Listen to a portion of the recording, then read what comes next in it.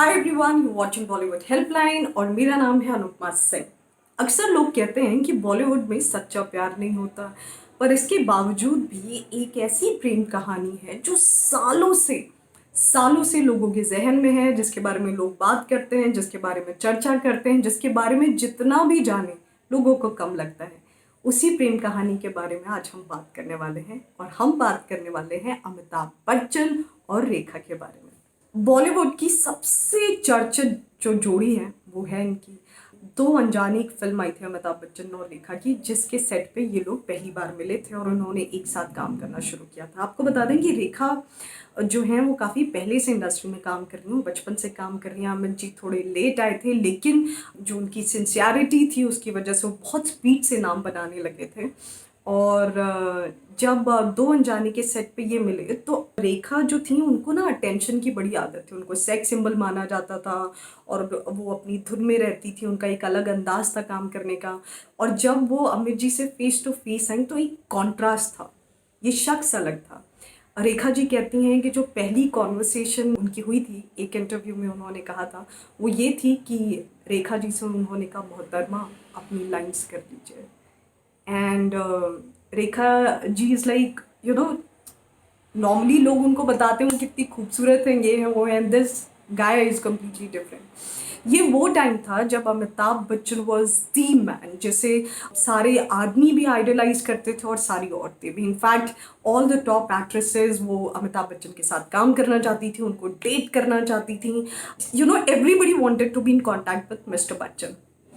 पर कुछ तो था रेखा और अमिताभ बच्चन में कि जो इनका कनेक्शन था वो थोड़ा अलग सा था, थोड़ा मजबूत सा था। आपको बता दें, जब अमिताभ बच्चन रेखा से मिले थे तब ना ही रेखा खूबसूरत थी, वो मोटी थी, उन्हें अपना ध्यान रखना नहीं आता था, उनको ज़्यादा एक्टिंग को वो सीरियसली नहीं लेती थी, वो लाइफ को बहुत ज़्यादा सीरियसली नहीं लेती थी। And she wasn't this the Rekha that we think or see today. इसका सबसे बड़ा श्रेय जाता है अमिताभ बच्चन को। रेखा जी हमेशा कहते हैं कि अमित जी ने उन्हें खुद की इज्जत करना सिखाया, खुद से मोहब्बत करना सिखाया, अपनी क्राफ्ट की इज्जत करना सिखाया, अपनी क्राफ्ट से मोहब्बत करना सिखाया। And that's when Rekha ji started working on herself. उन्होंने खुद पे इतना काम किया, अपनी आवाज़ पे, अपने स्टाइल पे, अपने कॉस्ट्यूम पे, अपने मेकअप में, हर वो चीज़ जो उनको खूबसूरत बना सकती थी, उनके काम को खूबसूरत बना सकती थी, उस पर उन्होंने काम किया। और इसकी सिर्फ एक ही वजह थी और वो थे मिस्टर बच्चन। शायद सच्चा प्यार ऐसे ही होता है, जब वो आपकी ज़िंदगी में आता है ना तो हर चीज़ को खूबसूरत बना के जाता है। यही शायद प्रूफ है कि प्यार सच्चा है, या प्यार जैसा है पर प्यार नहीं, क्योंकि प्यार कभी नुकसान नहीं पहुंचाता। लेकिन दिक्कत थी इस लव स्टोरी में, जो इतनी खूबसूरत लव स्टोरी थी, उसमें एक दिक्कत ये थी कि अमित जी पहले से शादीशुदा थे और ये प्यार जो है वो परवान नहीं चढ़ सकता था। ये अलग बात है कि ये प्यार इतना परवान ज़रूर चढ़ गया था कि हर न्यूज़पेपर की हेडलाइन थी, हर गॉसिप कॉलम में इसकी बात हो रही थी, घर घर में इसकी चर्चा हो रही थी, और रेखा जी खुलेआम अपने प्यार का इजहार कर रही थी। और ये बात फिर पहुंची जया जी के पास। अब सभी जानते हैं कि Jaya ji is known for her integrity and dignity. जब जया जी के तक ये बात पहुंची तो उन्होंने रेखा को डिनर पे बुलाया। आपको बता दें कि रेखा जी एंड जया जी पहले से एक दूसरे को जानती थी, वो उन्हें आपा बुलाती थी। तो उन्होंने सोचा कि अब कन्फ्रंटेशन होगा और अमित जी के बारे में बात होगी, पर जया जी ने ऐसी कोई बात नहीं कही। और जब रेखा जी जा रही थी, वो उन्हें सी ऑफ कर रहे थे डिनर के बाद, तो जया जी ने उनसे बस एक बात कही कि मैं अमित को कभी नहीं छोड़ूंगी। और उन्होंने नहीं छोड़ा। What a man he is like. जो भी उनसे प्यार करता है कोई उन्हें छोड़ना नहीं चाहता। बट अगर आपको बताएंगे, ये जो इंसिडेंट है जो जया जी और रेखा जी के बीच में हुआ था, ये रियल इंसिडेंट है। और ये इंसिडेंट इतना पॉपुलर हुआ कि यश चोपड़ा साहब ने अपनी फिल्म सिलसिला में इसी इंसिडेंट से इंस्पायर्ड एक सीन रखा था, जहाँ पे जया जी और Rekha ji they come face to face, which is one of the most popular scene of Hindi cinema, क्योंकि ये माना जाता है कि it is inspired by the true incident. Jaya ji ने उम्मीद की कि इसके बाद जो रेखा जी की मोहब्बत है अमित जी के लिए वो कहीं ना कहीं कम हो जाएगी, या शी विल मेलो डाउन और she will give it a thought.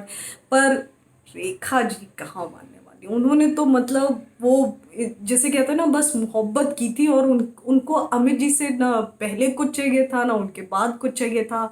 और सबसे खूबसूरत बात है कि वो बस उनके लिए प्यार काफ़ी था, उससे ज़्यादा उनको कुछ भी नहीं चाहिए था। यहाँ तक कि रिसेंटली कुछ साल पहले जब उन्होंने सिमी ग्रेवाल जी को एक इंटरव्यू दिया था, उसमें उनसे पूछा था उन्होंने कि क्या आप अमिताभ बच्चन से प्यार करती हैं, तो she said are you kidding me. इस दुनिया में कौन सा ऐसा शख्स है जो अमिताभ बच्चन को जानता है और उनसे प्यार नहीं करता। और उन्होंने ये भी कहा था कि इस दुनिया की सारी मोहब्बत मिला दो और उसमें थोड़ा और मिला दो, उतना प्यार करती हूँ मैं उस शख्स से। ये अलग बात है कि अमित जी ने कभी भी अपनी फीलिंग्स का इजहार पब्लिकली नहीं किया। जब रेखा जी से इस बारे में पूछा जाता है तो रेखा जी हमेशा कहती हैं कि वो थोड़े ओल्ड फैशन्ड हैं and she is furious and she is bold. आज भी अक्सर कहीं ना कहीं वो लोग एक साथ स्पॉट किए जाते हैं। आज भी कैमरा टीम की जो सबसे बड़ी इंटेंशन होती है वो उन लोगों को एक साथ कैप्चर करना होता है। इनफैक्ट रिसेंटली एक पिक्चर वायरल हुई थी जहाँ पे वो लोग दोनों एक साथ प्लेन में ट्रैवल कर रहे थे। रेखा जी ने अपना फेस छिपाने की कोशिश ज़रूर की पर छिपा नहीं पाई।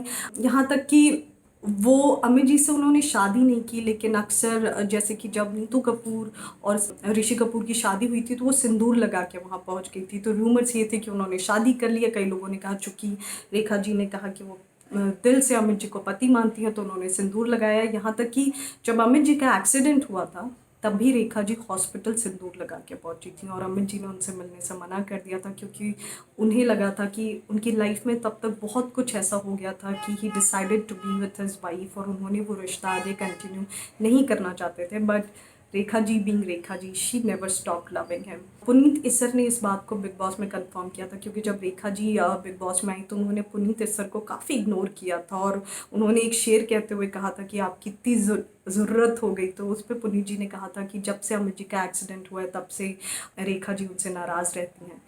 कितनी खूबसूरत बात है ना कि इस दुनिया में कोई इतनी मोहब्बत कर सकता है कि पूरी ज़िंदगी किसी के नाम कर सकता है, भले वो शख्स आपको पूरा का पूरा ना मिले। अब एक चीज़ तो रहेगी कि जब तक हिंदी सिनेमा रहेगा, ये अफसाना कितना सच्चा है या झूठा वो हम नहीं कह सकते, लेकिन जब तक हिंदी सिनेमा रहेगा तब तक इन दोनों के प्यार के चर्चे किससे रहेंगे, तब तक इन दोनों की फिल्में रहेंगी और तब तक इनकी मोहब्बत ज़रूर रहेगी। ऐसी और भी बहुत सारी कहानियों के साथ हम आते रहेंगे। आप देखते रहिए बॉलीवुड हेल्पलाइन।